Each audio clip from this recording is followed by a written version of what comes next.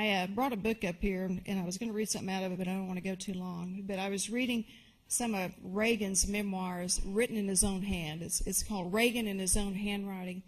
And I was reading about an article he wrote, it was a broadcast, about America's strength. And he's talking about how during this time period that the unemployment rate was a little bit high, that the economy was a little bit sluggish, but how he still believed in the free market and conservative values, and how he still believed in America, how he still believed in America's future. And I know that during these uncertain times, there are people who are wondering about what does our future really hold as a nation? Can our Congress really lead us where we need to be so we can have that great, strong America that we've always loved, so we can keep our freedoms and our principles that have always made us great?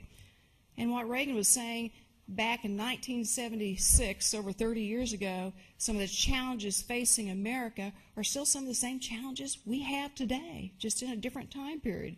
We were talking at the table about how our nation and our political system has these ebbs and flows throughout history, to where we were talking back in the 70s about the energy sector and how we were so dependent upon foreign energy, and we still are today. We were talking about welfare reform. He was talking about education reform. He was talking about health care costs being so high. We're still having some of these same issues today. And it cycles throughout periods. I've been in office long enough that I've seen our state go through budget deficits. And then I've seen our state go through highs to where we have surpluses in our rainy day deposit fund. And I've seen it go right back down. I've had to go through administrations where we had to cut our state spending by 10 to 15%, and that wasn't fun.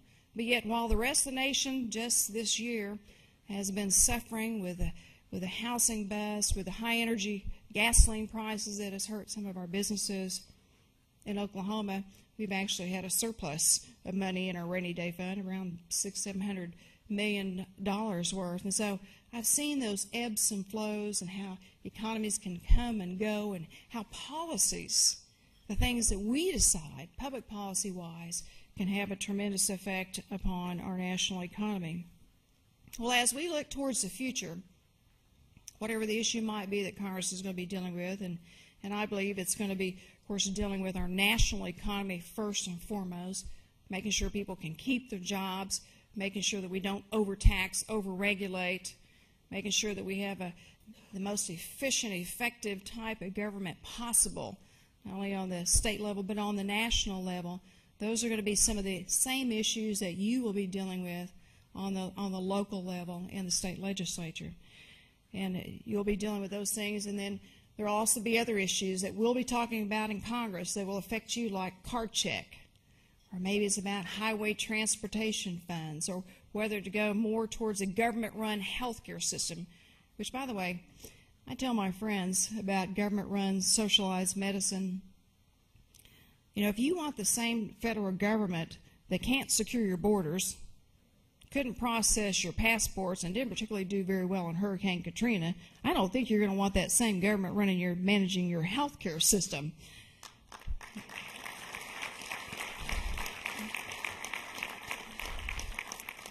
But all these challenges are going to be challenges that not only will I have to deal with on the national level, but you're going to be dealing with on the local level in the state legislature. And there will be many things ahead of you, whether it is trying to fight some of those at the Capitol who are suggesting that we raise capital gains tax, some of those who are talking about more spending, more bailouts for the auto industry. You know, there are two ways that you get more money for more bigger government and more money to give out, and that is either you raise taxes or you go into deficit spending, and it seems like we're talking about all those things right now in Washington, D.C., which are not good for any of us, and certainly not good for future generations of our children. But there are many pressing issues that you'll be dealing with, many pressing issues that we'll be dealing with in Washington, D.C.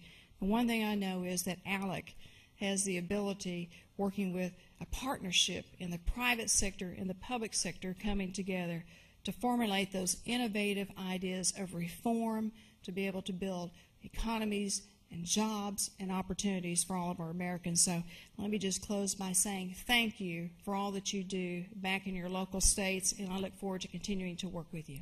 Thank you so much.